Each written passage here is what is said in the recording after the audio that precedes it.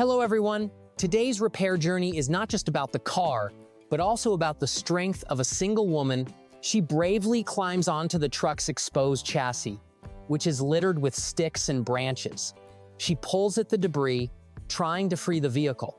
Moving with purpose, she inspects the truck from all angles, walking through the waist-deep water to check the front, then climbing into the driver's seat to assess the interior. She gets out and continues to inspect the undercarriage, trying to understand the extent of the problem. A group of men attempts to push the heavy vehicle from behind.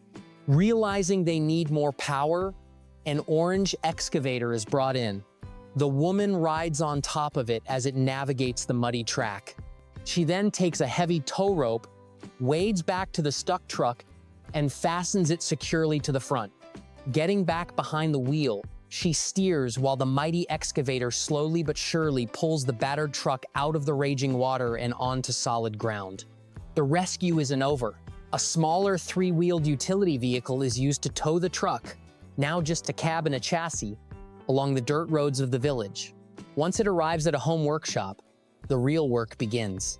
The woman immediately grabs a pressure washer and starts the arduous task of blasting away the thick layers of mud, revealing the green and blue paint underneath. With the truck clean, she shifts her focus to the engine. She brings a new battery and skillfully installs it, connecting the terminals. She then climbs into the cab to try the ignition. To get better access to the engine, which is located under the seats, she methodically unbolts and removes the entire driver's seat. Crouching inside the cab, she opens the engine cover, checks the oil levels, and carefully refills the power steering fluid. Her determination is clear as she works tirelessly, step by step, to bring the flood-damaged truck back to life.